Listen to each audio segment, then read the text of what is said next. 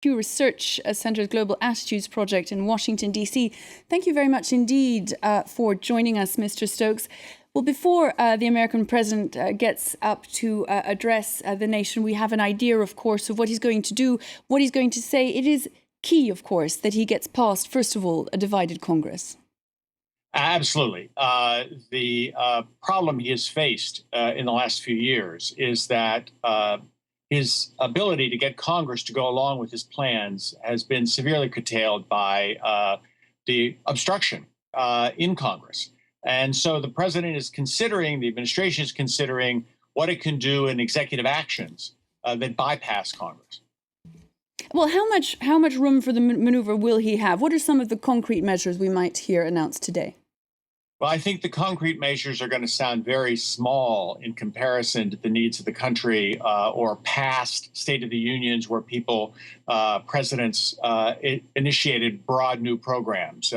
It's likely that he may announce that federal contractors, people who have worked with the government, will have to pay higher wages.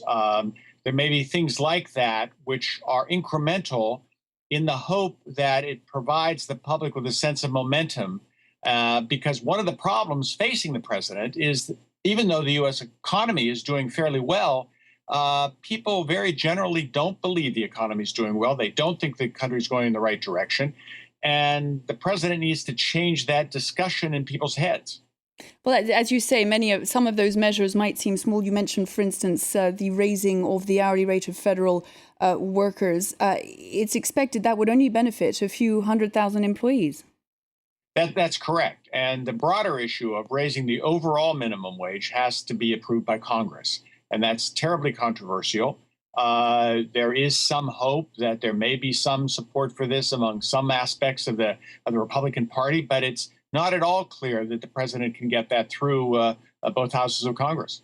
And yet the pressure is on, of course, Barack Obama needing to be seen to be making a difference, and quickly, very soon, Washington's attention will be turning to the next presidential race. It is now that he needs to make that difference.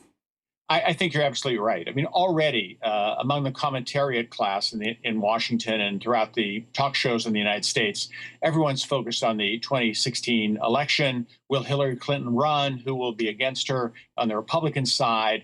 And so the president's ability to capture the public discussion and to direct public attention on his priorities is only going to decrease as time goes on. And so very quickly, Mr. Stokes, we're going to start looking at people giving themselves an idea of what Barack Obama's legacy has been over his 2 terms. What do you think people are going to say?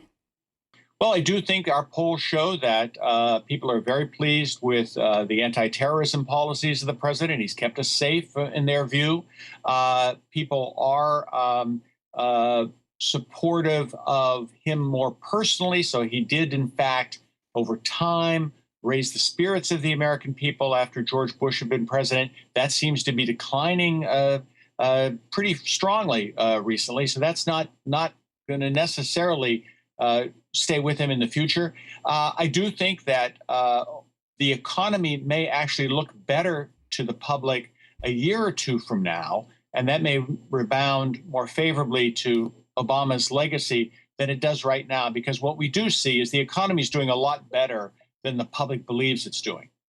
One of the things that's been very difficult for him over the course of the first part of his second term has been Obamacare. It's gone down with difficulty. It's appeared to be complicated and badly run. This will have done no good to his attempts to look better, more active, a better president than in his second term than he was in his first. You're absolutely right. I think that it calls in question his competence as a manager of the government. That's on top of the fact that the public was not at all sure that this was the kind of reform they wanted. They did want to fix the healthcare system, but they were very conflicted about whether this was the right approach. And while the mishandling of the rollout hurt him deeply, and it hurt him not only in terms of domestic public opinion, but it seemed to have bled over into attitudes about his handling of various foreign policy issues as well. It was a competence issue. There is now some sign, very early sign, that people are beginning to say, well, this might actually now be working. It bears watching. We won't know for months, but it's possible that in a half a year or so, the public's attitudes about Obamacare may have improved somewhat. We just don't know. Another big issue for the president, one on which he wanted to make progress, was the overhaul of the U.S. immigration system. He's tipped tonight to urge the Republican House to allow him to organize that overhaul. What, in concrete terms, is he likely to be able to do between now and the end of his second term? Well, there's a number of things the immigrant community would like him to do, and that is to reduce the number of expulsions, detentions, and expulsions of people who are here illegally. Obama has expelled more people than George Bush ever did, and that is within his control. The ability to actually reform the immigration laws requires congressional assent, and it is not at all clear that the Republican Party will go along with that. They have walked up to this issue a couple of times and backed away from it.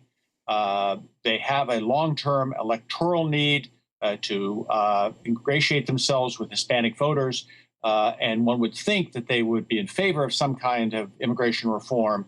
But the right wing of the party is unalterably opposed to this. And it's one of the dilemmas they face, and it's, as a result, blocked major reform to date. There's new talk about some kind of compromise, but we've heard this before. One final question, looking ahead to tonight. One thing that's likely to be different to previous State of the Union's address is going to be the response of the Republicans. We're expecting several responses. Is this an indication, a reminder of just how divided the opposition is today? I think you're absolutely right that the Republicans cannot even agree on who they want to speak for them as a party in responding to the president. And you see the various strains of the Republican Party emerging in these responses. You also see, it does seem to me, the ability that technology gives various respondents to reach a public through the internet, on television, in a variety of ways, which suggests that this may, in fact, be a trend for the future, that it's not just that you have a divided Republican Party, but those divisions can be sustained because the technology is available to reach out to various groups. Bruce Stokes, thank you very much indeed for having been with us tonight. We'll, of course, be covering that State of the Union address once it gets underway live from Washington. 26 minutes past 6 here in Paris. We'll take a quick break now. We'll be back in a couple of minutes with the headlines.